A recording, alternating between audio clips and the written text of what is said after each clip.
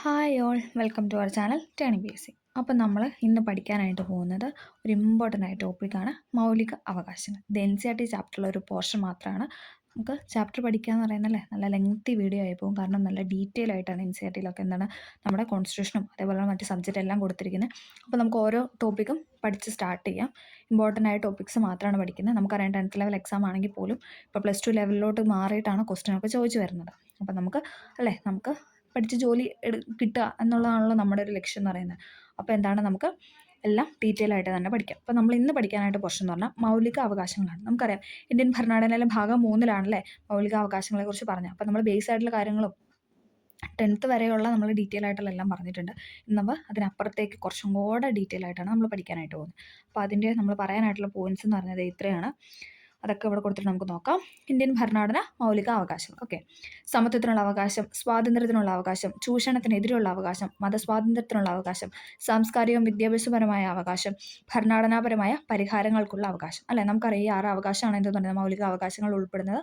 അപ്പം നമ്മൾ ഈ 6 അവകാശത്തിനെ പറ്റിയാണ് പഠിക്കാനായിട്ട് പോകുന്നത്. ഓക്കെ, സമത്വത്തിനുള്ള അവകാശം അഥവാ റൈറ്റ് ടു ഇക്വാളിറ്റി, നിയമത്തിന് മുന്നിൽ തുല്യത, തുല്യ നിയമ പരിരക്ഷ, മതം, വർഗം, ജാതി, ലിംഗം, ജനനസ്ഥലം എന്നിവയുടെ അടിസ്ഥാനത്തിലുള്ള വിവേചനങ്ങളുടെ നിരോധനം, ഹോട്ടലുകൾ, കടകൾ, കിണറുകൾ, കുളങ്ങൾ, പൊതു സ്നാനഘട്ടങ്ങൾ, പൊതുനിരത്തുകൾ എന്നിവിടങ്ങളിൽ തുല്യ പ്രവേശനം, പൊതുജോലികളിൽ അവസര സമത്വം, അയിത്ത നിർമ്മാർജ്ജനം, സ്ഥാനപ്പേരുകൾ നിർത്തലാക്കൽ. ഇത്രയും കാര്യങ്ങളാണ് എന്തെന്ന് പറയുന്നത് സമത്വത്തിനുള്ള അവകാശം അഥവാ റൈറ്റ് ടു ഇക്വാളിറ്റിനകത്ത് ഉൾപ്പെടുന്നത്. നിയമത്തിന് മുന്നിൽ തുല്യത, തുല്യ നിയമ പരിരക്ഷ, മതം, വർഗം, ജാതി, ലിംഗം, ജനനസ്ഥലം എന്നിവയുടെ അടിസ്ഥാനത്തിലുള്ള വിവേചനങ്ങളുടെ നിരോധനം, ഹോട്ടലുകൾ, കടകൾ, കിണറുകൾ, കുളങ്ങൾ, പൊതു സ്നാനഘട്ടങ്ങൾ, പൊതുനിരത്തുകൾ എന്നിവിടങ്ങളിൽ തുല്യ പ്രവേശനം, പൊതുജോലികളിൽ അവസര സമത്വം, അയിത്ത നിർമ്മാർജ്ജനം, സ്ഥാനപ്പേരുകൾ നിർത്തലാക്കൽ. ഇനി രണ്ടാമത്തെ അവകാശമാണ് ഇതെന്ന് പറയുന്നത് സ്വാതന്ത്ര്യത്തിനുള്ള അവകാശം. സ്വാതന്ത്ര്യത്തിനുള്ള അവകാശം അഥവാ റൈറ്റ് ടു ഫ്രീഡം. അഭിപ്രായ പ്രകടനത്തിനുള്ള ആവിഷ്കാരത്തിനുമുള്ള സ്വാതന്ത്ര്യം, സമാധാനപരമായി സമ്മേളിക്കാനുള്ള അവകാശം, സംഘടനകൾ രൂപീകരിക്കുവാനുള്ള അവകാശം, ഇന്ത്യയിൽ എവിടെയും സ്വതന്ത്രമായി സഞ്ചരിക്കാനുള്ള അവകാശം, ഇന്ത്യയിൽ എവിടെയും സ്ഥിരതാമസിക്കാനുള്ള അവകാശം, ഇഷ്ടമുള്ള തൊഴിൽ ചെയ്യുന്നതിനും വ്യവസായത്തിലും കച്ചവടത്തിലും ഏർപ്പെടുന്നതിനുള്ള അവകാശം, കുറ്റങ്ങൾ സ്ഥാപിക്കുന്നത് സംബന്ധിച്ച സംരക്ഷണം, ജീവനും വ്യക്തി സ്വാതന്ത്ര്യത്തിനുള്ള അവകാശം, വിദ്യാഭ്യാസത്തിനുള്ള അവകാശം, ചില കേസുകളുമായി ബന്ധപ്പെട്ട ശിക്ഷയിൽ നിന്നും അറസ്റ്റിൽ നിന്നുമുള്ള പരിരക്ഷ. ഇത്രയും കാര്യങ്ങളാണ് എന്തെന്ന് പറയുന്നത് സ്വാതന്ത്ര്യത്തിനുള്ള അവകാശത്തിനകത്ത് ഉൾപ്പെടുന്നത്. അടുത്താണ് ചൂഷണത്തിനെതിരെയുള്ള അവകാശം. മനുഷ്യ വ്യാപാരത്തിനെതിരെയും നിർബന്ധിത ജോലിക്കെതിരായുമുള്ള അവകാശം. അല്ലേ, മനുഷ്യ വ്യാപാരത്തിനെതിരെയും നിർബന്ധിത ജോലിക്കെതിരായുമുള്ള അവകാശം, കുട്ടികളെ കൊണ്ട് അപകടകരമായ ജോലി ചെയ്യിക്കുന്നതിനുള്ള അവകാശം. ഇതൊക്കെയാണ് എന്തെന്ന് പറഞ്ഞാൽ ചൂഷണത്തിനെതിരെയുള്ള അവകാശത്തിനകത്ത് ഉൾപ്പെടുന്നത്. അടുത്താണ് മതസ്വാതന്ത്ര്യത്തിനുള്ള അവകാശം. മനസാക്ഷി സ്വാതന്ത്ര്യം, മതവിശ്വാസത്തിനും മതാചാരണത്തിനും മതപ്രചരണത്തിനുമുള്ള സ്വാതന്ത്ര്യം, മതപരമായ കാര്യങ്ങളുടെ നടത്തിപ്പിനുള്ള അവകാശം, ഏതെങ്കിലും പ്രത്യേക മതത്തെ പരിപോഷിക്കുന്നതിനായി നികുതി നൽകുന്നത് സംബന്ധിച്ച സ്വാതന്ത്ര്യം, വിദ്യാഭ്യാസ സ്ഥാപനങ്ങളിൽ മതബോധനത്തിലാലോ ആരാധനയിലോ പങ്കെടുക്കുന്നതുമായി ബന്ധപ്പെട്ട സ്വാതന്ത്ര്യം. ഇത്രയും സ്വാതന്ത്ര്യമാണ് എന്ന് പറഞ്ഞാൽ ചൂഷണത്തിനെതിരെയുള്ള അവകാശം മതസ്വാതന്ത്ര്യത്തിലുള്ള അവകാശത്തിനകത്ത് ഉൾപ്പെടുന്നത്. ഓക്കെ, അടുത്താണ് ഇതെന്ന് പറയുന്നത് സാംസ്കാരികവും വിദ്യാഭ്യാസപരവുമായ അവകാശം അഥവാ കൾച്ചറൽ ആൻഡ് എഡ്യൂക്കേഷൻ റൈറ്റ്. ന്യൂനപക്ഷങ്ങളുടെ ഭാഷയുടെയും സംസ്കാരത്തിൻ്റെയും സംരക്ഷണം, ന്യൂനപക്ഷ വിഭാഗങ്ങൾക്ക് വിദ്യാഭ്യാസ സ്ഥാപനങ്ങൾ ആരംഭിക്കുന്നതിനുള്ള അവകാശം. ഇത് രണ്ടുമാണ് ഇവിടെ ഉൾപ്പെടുന്നത് സാംസ്കാരികവും വിദ്യാഭ്യാസപരവുമായ അവകാശത്തിനകത്ത് ഉൾപ്പെടുന്നത്. അടുത്താണ് ഭരണഘടനാപരമായ പരിഹാരങ്ങൾക്കുള്ള അവകാശം അഥവാ റൈറ്റ് ടു കോൺസ്റ്റിറ്റ്യൂഷണൽ റെമഡീസ്. മൗലിക അവകാശങ്ങൾ സംരക്ഷിക്കുന്നതിനായി റിട്ടുകൾ, ഉത്തരവുകൾ, നിർദ്ദേശങ്ങൾ എന്നിവ പുറപ്പെടുവിക്കുന്നതിനായി കോടതിയെ സമീപിക്കാനുള്ള അവകാശമാണ് ഇതെന്ന് പറയുന്നത് ഭരണഘടനാപരമായ പരിഹാരങ്ങൾക്കുള്ള അവകാശം അഥവാ right to constitutional remedies. Okay, അപ്പോൾ നമ്മൾ ഇത്രയും കാര്യങ്ങളാണ് ഈ ക്ലാസ്സിൽ ഡീറ്റെയിൽ ആയിട്ട് പഠിക്കാനായിട്ട് പോകുന്നത്. അതെല്ലാം ഓരോന്നോരോന്നായിട്ട് നമുക്ക് എടുത്തെടുത്ത് പറയണം. ഓക്കെ, വ്യക്തമായ വിവേചനത്തിൻ്റെ ഉദാഹരണങ്ങളാണ് ഇവ. ഒന്നാമത്തേത് ജാതിയുടെ അടിസ്ഥാനത്തിലാണെങ്കിൽ രണ്ടാമത്തേത് ലിംഗത്തിൻ്റെ അടിസ്ഥാനത്തിലാണ്. അത്തരത്തിലുള്ള വിവേചനം നീതീകരിക്കാവുന്നതാണെന്ന് നിങ്ങൾ കരുതുന്നുണ്ടോ? സമത്വാവകാശം ഇത്തരത്തിലുള്ളതും അല്ലാത്തതുമായ എല്ലാ വിവേചനത്തെയും ദൂരീകരിക്കാനായിട്ട് ശ്രമിക്കുന്നു. പൊതുസ്ഥലങ്ങളായ കടകൾ, ഭോജനശാലകൾ, വിനോദ കേന്ദ്രങ്ങൾ, കിണറുകൾ, സ്നാനഘട്ടങ്ങൾ, ആരാധനാലയങ്ങൾ എന്നിവിടങ്ങളിലേക്ക് പ്രവേശിക്കാൻ ഇത് തുല്യ അവസരം നൽകുന്നു. അപ്പോൾ നമ്മൾ സമത്വാവകാശമാണല്ലേ പറയുന്നത്. ഇതൊക്കെയാണ് പൊതുസ്ഥലങ്ങളിലെ കടകൾ, പിന്നെ എന്താണ് ഭോജനശാലകൾ അല്ലെ, ഹോട്ടൽസ്, വിനോദ കേന്ദ്രങ്ങൾ, കിണർ, സ്നാനഘട്ടങ്ങൾ, ആരാധനാലയങ്ങൾ എന്നിവിടങ്ങളിലേക്ക് പ്രവേശിക്കാൻ ഇത് തുല്യ അവസരം നൽകുന്നു. ജനനം, മതം, ലിംഗം, വർണ്ണം, ജാതി, വർഗം എന്നിവയുടെ അടിസ്ഥാനത്തിൽ യാതൊരു വിവേചനവും പാടില്ല. ജനനം അല്ലെ, ഒരാളുടെ ജനനം അല്ലെങ്കിൽ അയാളുടെ മതം, അല്ലെങ്കിൽ അവരുടെ ലിംഗം അല്ലെങ്കിൽ അവരുടെ വർണ്ണം അല്ലെങ്കിൽ ജാതി വർഗം ഇതൊന്നിൻ്റെയും പേരിൽ എന്താണ് വിവേചനം പാടില്ല. മേൽ പറഞ്ഞ കാരണങ്ങളുടെ അടിസ്ഥാനത്തിൽ പൊതു നിയമനങ്ങൾ യാതൊരു വിവേചനവും അനുവദിക്കുന്നതല്ല. അതായത് പൊതു നിയമനങ്ങളിൽ എന്താണ് യാതൊരു തരത്തിലുള്ള വിവേചനവും അനുവദിക്കപ്പെടുന്നില്ല. മുൻകാലങ്ങളിൽ നമ്മുടെ സമൂഹത്തിൽ ഇത്തരം തുല്യ പ്രവേശനം പ്രാവർത്തികമായിരുന്നില്ല അല്ലെ, നമുക്കറിയാം.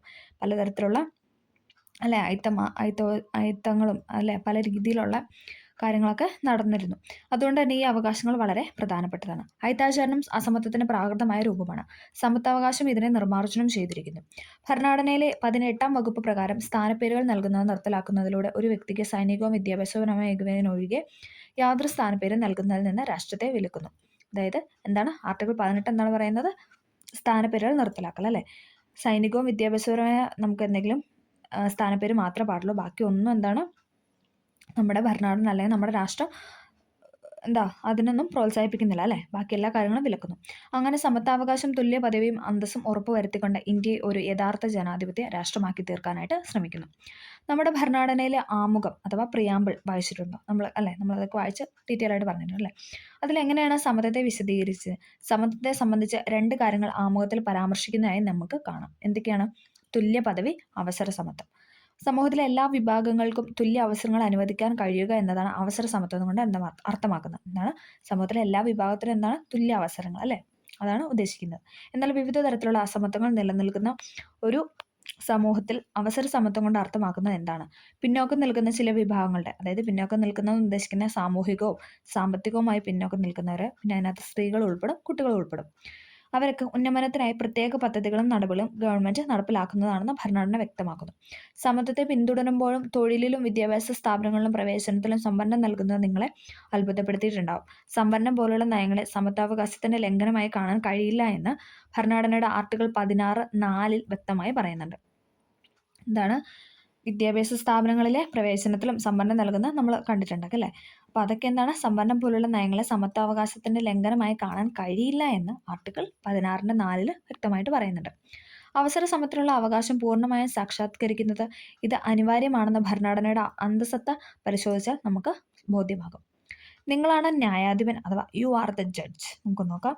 ഒറീസയിലെ പുരി ജില്ലയിൽ നിന്ന് ദളിത് വിഭാഗത്തിൽപ്പെട്ട ഒരാളാണ് താൻ എന്ന് സ്വയം പരിചയപ്പെടുത്തിക്കൊണ്ട് ഹതിബന്ധു എന്ന വ്യക്തിയിൽ നിന്നും നിങ്ങൾക്കൊരു തപാൽ കാർഡ് ലഭിച്ചു. ഈ കത്തിൽ അദ്ദേഹം സൂചിപ്പിച്ചത് തങ്ങളുടെ സമുദായത്തിൽപ്പെട്ട പുരുഷന്മാർ അവിടെ നിന്ന് നടന്ന ഒരു വിവാഹ ചടങ്ങിന്റെ ഭാഗമായി വരന്റെയും വരനോടൊപ്പം വന്ന ഉയർന്ന ജാതിയിൽപ്പെട്ട അതിഥികളുടെയും കാൽ കഴുകണമെന്ന ആചാരത്തെ നിരസിച്ചു എന്നതാണ്. ഇതിന്റെ പ്രതികാരമായി ഈ സമുദായത്തിൽപ്പെട്ട 4 സ്ത്രീകളെ മർദ്ദിക്കുകയും മറ്റൊരാളെ നഗ്നയാക്കി നടത്തുകയും ചെയ്തു. തപാൽ കാർഡിൽ അദ്ദേഹം തുടർന്ന് ഇങ്ങനെ എഴുതി: ഞങ്ങളുടെ കുട്ടികൾ വിദ്യാസമ്പന്നരാണ്. ആചാരങ്ങളുടെ ഭാഗമായി ഉന്നത ജാതിയിൽപ്പെട്ടവരുടെ കാൽ കഴുകുന്നതും എച്ചിലില എടുക്കുന്നതും പാത്രങ്ങൾ കഴുകുന്നതും അവർ തയ്യാറല്ല. മുകളിൽ പറഞ്ഞിട്ടുള്ള വസ്തുതകൾ ശരിയാണെന്ന നിഗമനത്തിൽ താഴെ പറയുന്ന കാര്യങ്ങൾ നിങ്ങൾ തീരുമാനമെടുക്കാനാണ് പറഞ്ഞിരിക്കുന്നത് അല്ലേ. നമുക്കറിയാം എന്താ ഒരു ജാതിയിൽപ്പെട്ട അവരെക്കാൾ ഉയർന്ന ജാതിയിൽപ്പെട്ടവർ കാണുമ്പോൾ അവരുടെ കാല് കഴുകി കൊടുക്കുക അങ്ങനെയുള്ള കാര്യങ്ങളൊക്കെയാണ് അതിനകത്ത് പറയുന്നത് ഈ സംഭവത്തിൽ മൗലിക അവകാശങ്ങൾ ലംഘനം ഉണ്ടായിട്ടുണ്ടോ? തീർച്ചയായും ഉണ്ടല്ലേ. അവരുടെ ആ ഒരു അവകാശം അവരുടെ ആ ഒരു ഫ്രീഡമാണ് അതിനകത്ത് പോയത് ഇക്കാര്യത്തിൽ എന്ത് ചെയ്യാനാണ് നിങ്ങൾ ഗവൺമെന്റിനോട് ഉത്തരവിടുക? അങ്ങനെ പറഞ്ഞു വെച്ചിരിക്കണം. പിന്നെ ഇവിടെ ഒരു ആർട്ടിക്കിൾ 21 പറഞ്ഞു കൊടുത്തിട്ടുണ്ട്. ജീവനും വ്യക്തി സ്വാതന്ത്ര്യത്തിനുമുള്ള സംരക്ഷണം നിയമത്താൽ സ്ഥാപിതമായ നടപടിക്രമങ്ങളുടെ അല്ലാതെ ഏതൊരു വ്യക്തിയുടെയും ജീവനോ വ്യക്തി സ്വാതന്ത്ര്യമോ ഹനിക്കാൻ പാടില്ല. അപ്പോൾ ആർട്ടിക്കിൾ 21 പറയുന്ന കാര്യങ്ങളാണ് ഇവിടെ വ്യക്തമാക്കിയിട്ടുള്ളത്. ഇത് പഠിക്കണം, ഇമ്പോർട്ടൻ്റ് ആണ്.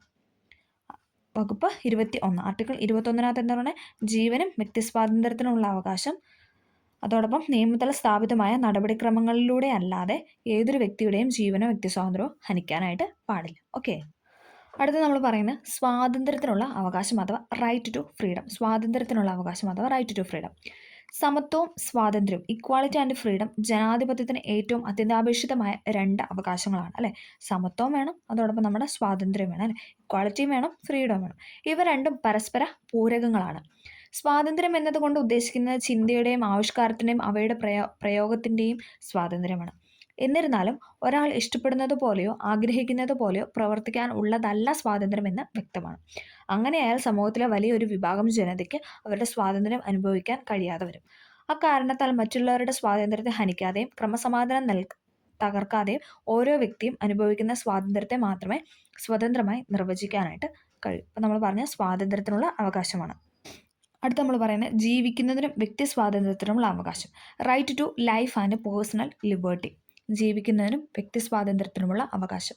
ഇതിനകത്ത് ഇങ്ങനെ കടുപ്പമേറിയ വാക്കുകളൊക്കെ പറയുന്നത് എന്താണെന്ന് വെച്ചാൽ NCERT ആയതുകൊണ്ടും അതോടൊപ്പം എന്താ 10th വരെ പഠിച്ചല്ലേ നമ്മൾ ബേസ് കാര്യങ്ങളൊക്കെ പഠിച്ചതിന് ശേഷം ഉള്ളതുകൊണ്ടാണ് നമുക്ക് ഇത്രയും അല്ലേ അതിനകത്ത് ആ ഒരു പോയിന്റ്സ് മാത്രമേ പറയുന്നുള്ളൂ അല്ലേ. അപ്പം എന്താണ് NCERT ആയതുകൊണ്ടും അതോടൊപ്പം +1 മാറി ഇപ്പോൾ കുറച്ചും കൂടെ എന്താണ് ഡീറ്റെയിൽ ആയിട്ടാണ് കാര്യങ്ങൾ പറഞ്ഞു പോകുന്നത്. ഓക്കെ. സ്വാതന്ത്ര്യത്തിനുള്ള അവകാശങ്ങളിൽ ഏറ്റവും പ്രധാനപ്പെട്ടതാണ് ജീവനും വ്യക്തി സ്വാതന്ത്ര്യത്തിനുമുള്ള അവകാശങ്ങൾ. നിയമത്തിൽ സ്ഥാപിതമായ നടപടിക്രമങ്ങളിലൂടെ അല്ലാതെ ഏതൊരാളുടെയും ജീവനോ വ്യക്തി സ്വാതന്ത്ര്യമോ ഹനിക്കാൻ പാടില്ല. ഇതുകൊണ്ട് അർത്ഥമാക്കുന്ന അറസ്റ്റിന് ആസ്പദമായ കാരണം ധരിപ്പിക്കാതെ ഒരു വ്യക്തി അറസ്റ്റ് ചെയ്യാൻ പാടില്ല അല്ലേ. എന്തിനാണ് അല്ലേ ഇപ്പം നമ്മൾ ഒരാളെ അറസ്റ്റ് ചെയ്യാൻ വന്നാൽ അത് എന്തിനാണ് അറസ്റ്റ് ചെയ്യണമെന്ന് ചോദിക്കാനുള്ള ഒരു റൈറ്റ് നമുക്കുണ്ട് അല്ലേ. അഥവാ അറസ്റ്റ് ചെയ്യപ്പെടുന്ന വ്യക്തിക്ക് അയാൾ തെരഞ്ഞെടുക്കുന്ന അഭിഭാഷകനുമായി ആലോചിക്കുവാനും അദ്ദേഹം മുഖേന പ്രതിരോധിക്കുന്നതിനുമുള്ള അവകാശം ഉണ്ടായിരിക്കും അല്ലേ.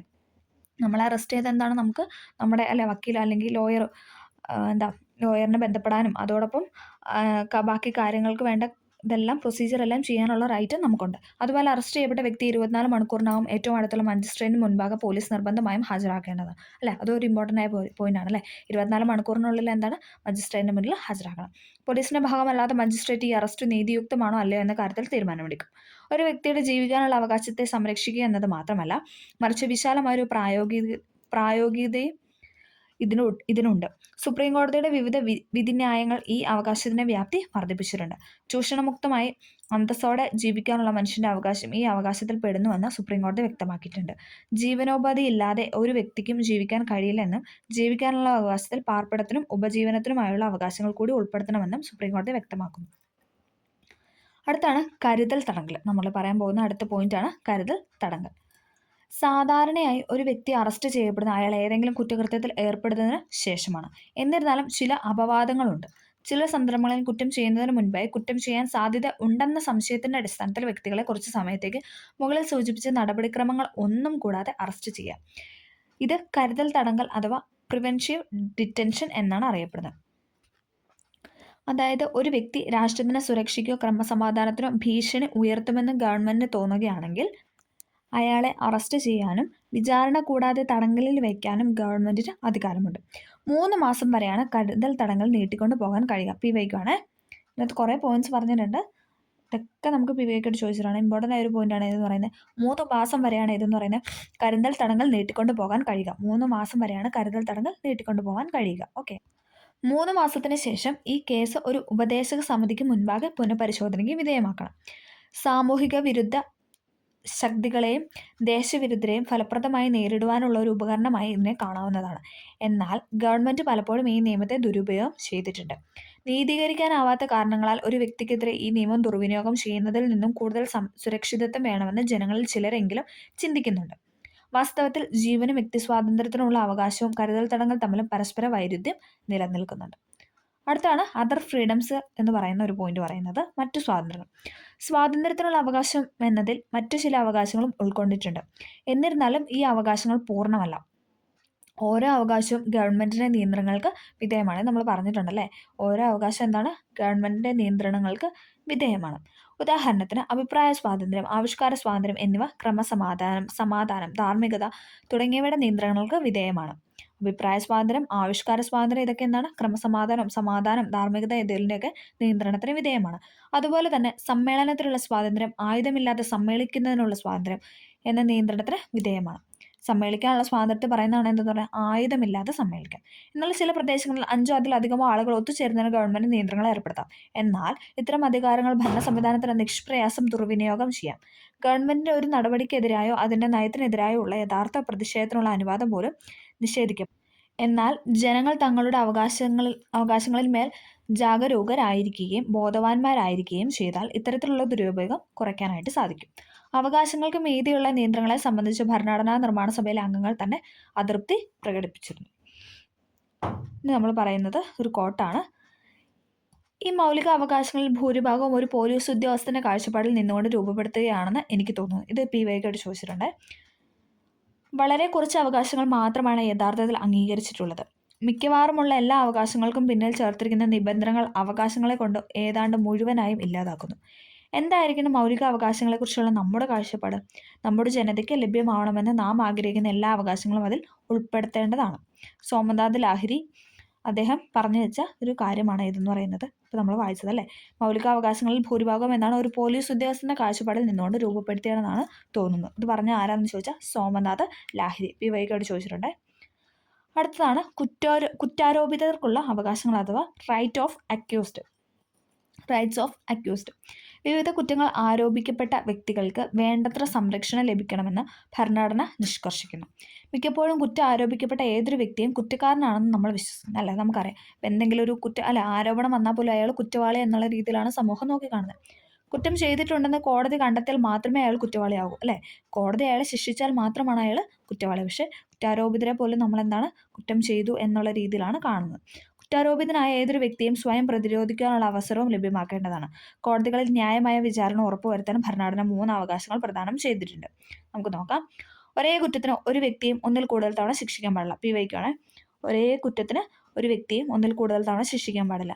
ഏതൊരു മുൻകാല കുറ്റകൃത്യത്തെയും പിൻകാലത്തുണ്ടായ നിയമങ്ങളുടെ അടിസ്ഥാനത്തിൽ നിയമവിരുദ്ധമായി പ്രഖ്യാപിക്കാനോ ശിക്ഷിക്കാനോ പാടില്ല, അല്ലേ? മുൻകാല കുറ്റകൃത്യമല്ല, പണ്ട് ചെയ്ത കാര്യങ്ങൾക്ക് പിന്നെ അതിന് ശേഷം വന്നൊരു നിയമം വെച്ചിട്ട് നമുക്ക് അയാളെ ശിക്ഷിക്കാനായിട്ട് സാധിക്കില്ല. ഒരു വ്യക്തിയും അയാൾക്കെതിരായി തെളിവ് നൽകുന്നതിന് നിർബന്ധിക്കാൻ പാടില്ല, അല്ലേ? തനിക്കെതിരെ, അല്ലേ, താനത് ചെയ്ത് അല്ലെങ്കിൽ അത് സംബന്ധിച്ചു തനിക്കെതിരായിട്ട് അത് തെളിവ് നൽകാനായിട്ട് നിർബന്ധിക്കാൻ പാടില്ല. അങ്ങനെ ഈ 3 കാര്യങ്ങളാണ് എന്താണ് ഭരണഘടന പ്രദാനം ചെയ്തിരിക്കുന്നത്. ഓക്കെ, ഇന്ന് നമ്മൾ പറയുന്നത് ചൂഷണത്തിനെതിരെയുള്ള അവകാശം അഥവാ റൈറ്റ് അഗെയിൻസ്റ്റ് എക്സ്പ്ലോയിറ്റേഷൻ. നമ്മുടെ രാജ്യത്ത് ദശലക്ഷക്കണക്കിന് ആളുകൾ നിസ്സഹായരും മുഖ്യധാരയിൽ നിന്ന് അകറ്റി നിർത്തപ്പെട്ടവരുമാണ്. സഹജീവികളായ മനുഷ്യരാൽ തന്നെ അവർ ചൂഷണത്തിന് വിധേയമാകാം. നമ്മുടെ രാജ്യത്ത് നിലനിൽക്കുന്ന അടിമപ്പണി അല്ലെങ്കിൽ കൂലി നൽകാതെ നിർബന്ധിത വേല ചെയ്യിപ്പിക്കൽ എന്നിവ അത്തരത്തിലുള്ളൊരു ചൂഷണമാണ്. മനുഷ്യവ്യാപാരവും അവരെ അടിമകളാക്കി ഉപയോഗിക്കുക എന്നതും മറ്റൊരു തരത്തിലുള്ള ചൂഷണമാണ്. ഭരണഘടനാ പ്രകാരം ഇവ രണ്ടും നിരോധിക്കപ്പെട്ടിരിക്കുന്നു. മുൻകാലങ്ങളിൽ പ്രഭുക്കന്മാരും പണം വായ്പയ്ക്ക് കൊടുക്കുന്നവരും മറ്റു സമ്പന്ന വ്യക്തികളുമായിരുന്നു നിർബന്ധിത തൊഴിലെടുപ്പിച്ചിരുന്നത്. പ്രത്യേകിച്ച് ഇഷ്ടിക നിർമ്മാണം പോലുള്ള ചില മേഖലകളിൽ അടിമപ്പണി ഇന്നും നിലനിൽക്കുന്നു. ഇത് ഇപ്പോൾ ശിക്ഷാർഹമായ ഒരു കുറ്റകൃത്യമായി പ്രഖ്യാപിച്ചിട്ടുണ്ട്. ഇവിടെ ഒരു പിക്ചർ തന്നിട്ടുണ്ട്. ഏത് മൗലികാവകാശത്തിന്റെ ലംഘനമാണ് ഈ ചിത്രത്തിൽ പ്രതിഫലിച്ചിരിക്കുന്നത് കണ്ടെത്താനാണ് പറയുന്നത്, അല്ലേ? കുട്ടികൾക്കെതിരായുള്ള കാര്യം, അല്ലേ? ബാലവേല, അല്ലേ? അങ്ങനെ നമുക്ക് പറയാം, അല്ലേ? അതാണ് ഇവിടെ തന്നിരിക്കുന്നത്. ഓക്കെ, വ്യവസായശാലകൾ, ഖനികൾ എന്നിവ പോലുള്ള അപകടകരമായ മേഖലയിൽ 14 വയസ്സിന് താഴെയുള്ള കുട്ടികളെ കൊണ്ട് തൊഴിൽ ചെയ്യിപ്പിക്കുന്ന എന്താണ് ഭരണഘടന വിലക്കിയിരിക്കുന്നത്, അല്ലേ? 14 വയസ്സിന് താഴെയുള്ളവരെയാണ് എന്ന് പറയുന്ന കുട്ടികളായിട്ട് പരിഗണിക്കുന്നത്, അല്ലേ? ബാലവേല നിയമവിരുദ്ധമാക്കിയതും വിദ്യാഭ്യാസത്തിനുള്ള അവകാശം കുട്ടികളുടെ മൗലികാവകാശമായി മാറ്റുകയും ചെയ്തത് ചൂഷണത്തിനെതിരെയുള്ള അവകാശം കൂടുതൽ അർത്ഥവത്തായി മാറാൻ സഹായിച്ചു, അല്ലേ? ബാലവേല നിരോധനം വന്നതോടുകൂടിയും പിന്നെ എന്താണ് 14 വയസ്സ് വരെയുള്ള കുട്ടികൾ 6 മുതൽ 14 വയസ്സ് വരെയുള്ള കുട്ടികളുടെ വിദ്യാഭ്യാസം എന്നുള്ള മൗലികാവകാശമായി മാറ്റി, അല്ലേ? അതും എന്താണ് ചൂഷണത്തിനെതിരെയുള്ള അവകാശം കൂടുതൽ അർത്ഥവത്തായിട്ട് മാറാനായിട്ട് സഹായിച്ചു എന്നാണ് പറയുന്നത്. അടുത്ത പോയിന്റാണ് മതസ്വാതന്ത്ര്യത്തിലുള്ള അവകാശം അഥവാ right to freedom of religion. എല്ലാ പൗരർക്കും തങ്ങളുടെ ഇഷ്ടമനുസരിച്ചുള്ള മതം തിരഞ്ഞെടുക്കുന്നതിനും പിന്തുടരുവാനുമുള്ള സ്വാതന്ത്ര്യം ഭരണഘടന നൽകിയിരിക്കുന്നു, അല്ലേ? നമുക്ക് ഏത് മതത്തിൽ ചേരാനും അല്ലെങ്കിൽ ഏത് മതത്തെ വിശ്വസിക്കാനുള്ള അവകാശം നമ്മുടെ ഭരണഘടന ഉറപ്പ് നൽകുന്നുണ്ട്. ഈ സ്വാതന്ത്ര്യം ജനാധിപത്യത്തിന് മുഖമുദ്രയായി കണക്കാക്കപ്പെടുന്നു. സ്വന്തം രാജ്യത്തെ നിവാസികൾക്ക് മതസ്വാതന്ത്ര്യം അനുവദിക്കാതിരുന്ന അനേകം ഭരണാധികാരികളും ചക്രവർത്തിമാരും ലോകത്തിന്റെ പല ഭാഗങ്ങളും ഉണ്ടായിരുന്നു. ഭരണാധികാരികളുടെ മതത്തിൽ നിന്നും വ്യത്യസ്തമായ മതം പിന്തുടരുന്നവർ ഒന്നുകിൽ പീഡിപ്പിക്കപ്പെടുകയോ അല്ലെങ്കിൽ ഭരണാധികാരികളുടെ മതത്തിലേക്ക് പരിവർത്തനം ചെയ്യാൻ നിർബന്ധിതരാവുകയോ ചെയ്തിരുന്നു. അതിനാൽ ഒരാളുടെ ഇഷ്ടത്തിനനുസരിച്ചുള്ള മതം പിന്തുടരാനുള്ള സ്വാതന്ത്ര്യം ജനാധിപത്യത്തിന്റെ അടിസ്ഥാന തത്വങ്ങളായി എന്നും നിലകൊള്ളുന്നു. ഓക്കെ, അപ്പോൾ നമ്മൾ പറഞ്ഞ right to freedom of religion അഥവാ മതസ്വാതന്ത്ര്യത്തിനുള്ള അവകാശം. അടുത്താണ് വിശ്വാസത്തിനും ആരാധനയ്ക്കുമുള്ള അവകാശം അഥവാ സ്വാതന്ത്ര്യം, freedom of faith and worship. ഇന്ത്യയിലെ ഏതൊരു പൗരനും ഏത് മതം തിരഞ്ഞെടുക്കാനും ഏത് മതത്തിൽ അനുഷ്ഠിക്കാനുള്ള സ്വാതന്ത്ര്യമുണ്ട്. മതസ്വാതന്ത്ര്യം എപ്രകാരം അവനവൻ്റെ മനസാക്ഷിക്കനുസരിച്ച് പ്രവർത്തിക്കാനുള്ള സ്വാതന്ത്ര്യം ഉൾക്കൊള്ളുന്നതാണ്. ഒരു വ്യക്തിക്ക് ഏത് മതം സ്വീകരിക്കാനും അല്ലെങ്കിൽ ഒരു മതവും സ്വീകരിക്കാതിരിക്കാനുമുള്ള സ്വാതന്ത്ര്യമുണ്ട് എന്നതാണ് ഇതുകൊണ്ട് അർത്ഥമാക്കുന്നത്, അല്ലേ? നമുക്ക് ഏത് മതത്തിൽ വേണമെങ്കിൽ ചേരാം, വേണമെങ്കിൽ നമുക്ക് ഒരു മതം ഇല്ലാതെ വേണമെങ്കിലും പോവാം. മതസ്വാതന്ത്ര്യം എന്നത് ഏതൊരു മതം സ്വീകരിക്കാനും ആചരിക്കാനും പ്രചരിപ്പിക്കാനുള്ള സ്വാതന്ത്ര്യം ഉൾക്കൊള്ളുന്നതാണ്. മതസ്വാതന്ത്ര്യം ചില നിയന്ത്രണങ്ങൾക്ക് വിധേയമാണ്. ക്രമസമാധാനം, ധാർമ്മികത, ആരോഗ്യം എന്നിവയെ സംരക്ഷിക്കുന്നതിന് വേണ്ടി മതസ്വാതന്ത്ര്യത്തിന് മേൽ സർക്കാരിന് ചില നിയന്ത്രണങ്ങൾ ചുമത്താനായിട്ട് കഴിയും.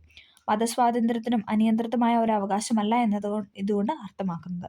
ചില സാമൂഹിക തിന്മകൾ പിഴുതെറിയുന്നതിന് സർക്കാരിന് മതകാര്യങ്ങളിൽ ഇടപെടാം. ഉദാഹരണമായി സതി, ബഹുഭാര്യത്വം അല്ലെങ്കിൽ ബഹുഭർത്തൃത്വം, നരബലി പോലുള്ള അനുഷ്ഠാനങ്ങൾ തുടങ്ങിയവ നിരോധിച്ചുകൊണ്ട് മുൻകാലങ്ങളിൽ സർക്കാർ നടപടികൾ എടുത്തിട്ടുണ്ട്. അത്തരം നിയന്ത്രണങ്ങളെ മതസ്വാതന്ത്ര്യത്തിനുള്ള അവകാശങ്ങളിന് മേലുള്ള ഇടപെടലുകളാണെന്ന പേരിൽ എതിർക്കാനായിട്ട് കഴിയില്ല. ഓക്കെ. മതസ്വാതന്ത്ര്യത്തിനുള്ള അവകാശത്തിനു മേൽ നിയന്ത്രണങ്ങൾ ഗവൺമെൻറ്റും വിവിധ മതങ്ങളുടെ അനുയായികളും തമ്മിൽ എല്ലായ്പ്പോഴും സംഘർഷങ്ങൾക്ക് കാരണമാകുന്നു.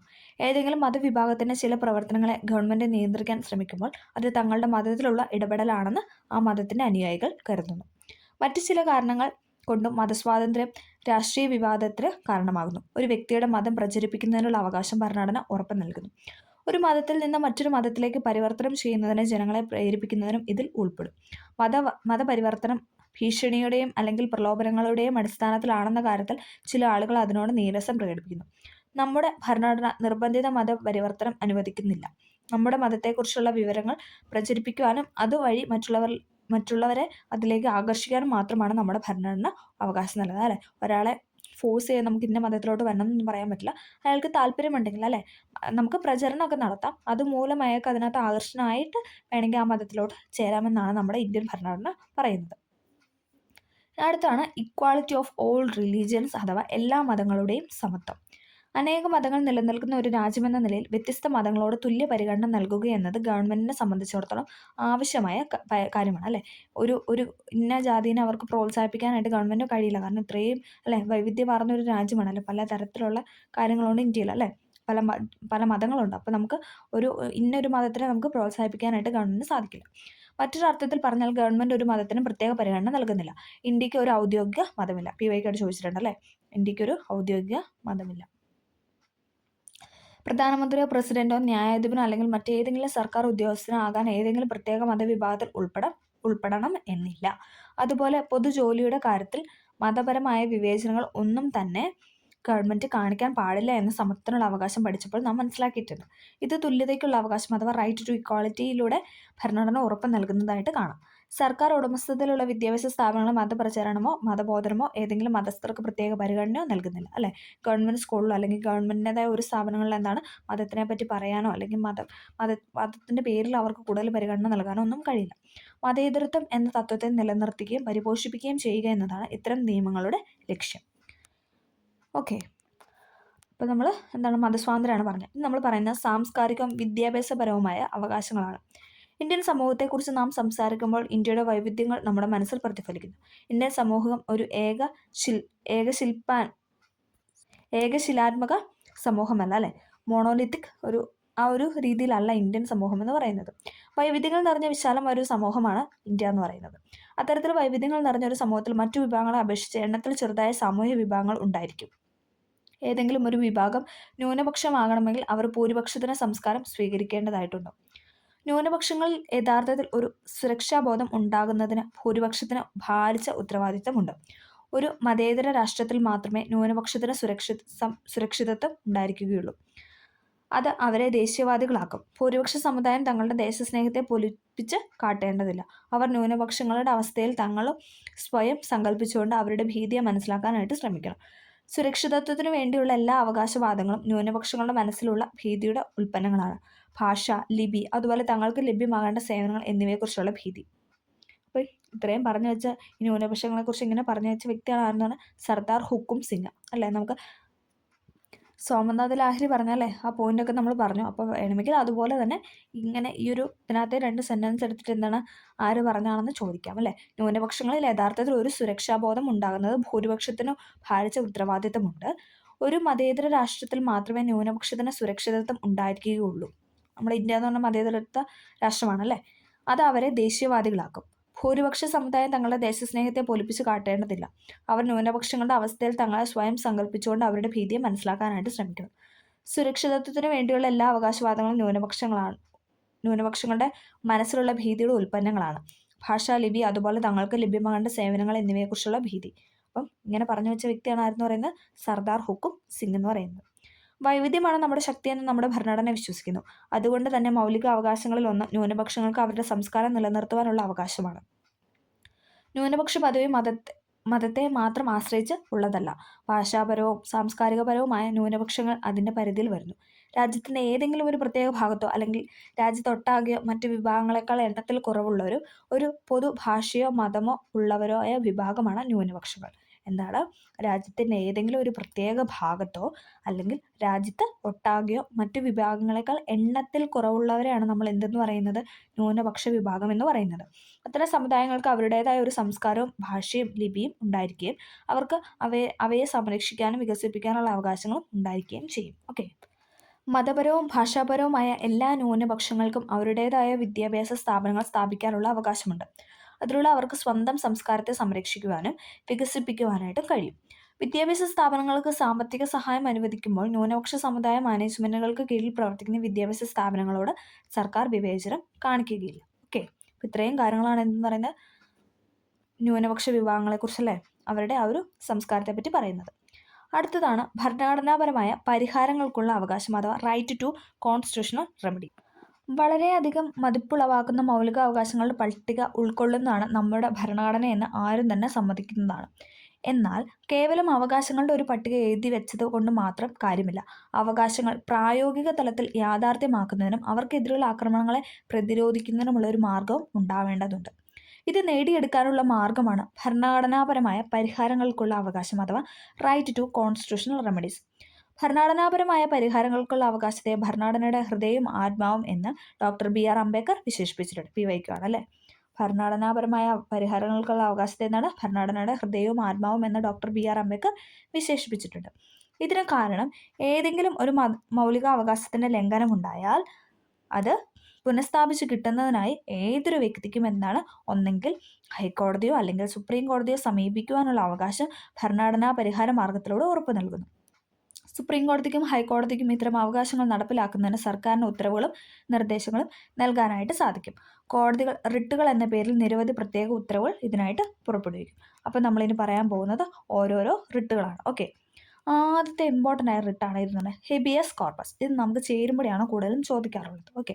ഹെബിയസ് കോർപ്പസ് അറസ്റ്റ് ചെയ്യപ്പെട്ട വ്യക്തിയെ കോടതിക്ക് മുൻപാകെ ഹാജരാക്കാൻ ആവശ്യപ്പെട്ടുകൊണ്ട് കോടതി പുറപ്പെടുവിക്കുന്ന ഉത്തരവിനെയാണ് ഹെബിയസ് കോർപ്പസ് എന്നതുകൊണ്ട് അർത്ഥമാക്കുന്നത്. അറസ്റ്റ് ചെയ്യപ്പെട്ട വ്യക്തിയെ കോടതി മുൻപാകെ ഹാജരാക്കാൻ ആവശ്യപ്പെട്ടുകൊണ്ട് കോടതി പുറപ്പെടുവിക്കുന്ന ഉത്തരവാണ് എന്തെന്ന് പറയുന്നത്, ഹെബിയസ് കോർപ്പസ്. ഒരു വ്യക്തിയെ അറസ്റ്റ് ചെയ്യാനുണ്ടായ കാരണങ്ങളോ അതിൻ്റെ രീതിയോ നിയമാനുസൃതമോ തൃപ്തികരമോ അല്ലെങ്കിൽ ആ വ്യക്തിയെ സ്വതന്ത്രമാക്കാൻ കോടതിക്ക് ഉത്തരവ് പുറപ്പെടുവിക്കാനായിട്ട് കഴിയും. അപ്പോൾ ഹെബിയസ് കോർപ്പസ് എന്ന് പറയുന്നത് എന്താണ്, അറസ്റ്റ് ചെയ്യപ്പെട്ട വ്യക്തിയെ കോടതിക്ക് മുൻപാകെ ഹാജരാക്കാൻ ആവശ്യപ്പെട്ടുകൊണ്ട് കോടതി പുറപ്പെടുവിക്കുന്ന റിട്ടാണ് എന്ന് പറയുന്നത് ഹെബിയസ് കോർപ്പസ്. അടുത്തതാണ് മാൻഡമസ്. ഒരു ഉദ്യോഗസ്ഥൻ തൻ്റെ നിയമപരമായ കർത്തവ്യം നിറവേറ്റാതിരിക്കുന്നത് മൂലം മറ്റൊരു വ്യക്തിയുടെ അവകാശം ഹനിക്കപ്പെടുന്നതായി കോടതി കണ്ടെത്തുമ്പോൾ പുറപ്പെടുവിക്കുന്ന റിട്ടാണ് മാൻഡമസ്. ഒരു ഉദ്യോഗസ്ഥൻ തൻ്റെ നിയമപരമായ കർത്തവ്യം, അല്ലേ, അയാളുടെ ജോലി ചെയ്യാതെ അല്ലെ അയാളുടെ കർത്തവ്യം നിർവഹിക്കാതെ വരുന്ന സമയത്ത് എന്താണ്, കോടതി പുറപ്പെടുവിക്കുന്ന റിട്ടാണ് എന്തെന്ന് പറയുന്നത്, മാൻഡമസ് എന്ന് പറയുന്നത്. അടുത്തതാണ് പ്രൊഹിബിഷൻ. തങ്ങളുടെ അധികാര പരിധിയിൽ വരാത്തൊരു കേസ് കീഴ്ക്കോടതികൾ പരിഗണിക്കുന്നത് വിലക്കിക്കൊണ്ടുള്ള മേൽക്കോടതിയുടെ ഉത്തരവാണ് എന്തെന്ന് പറയുന്നത്, പ്രൊഹിബിഷൻ, അല്ലേ. അത് മേൽക്കോടതി എന്താണ്, പ്രൊഹിബിറ്റ് ചെയ്തു, അല്ലേ.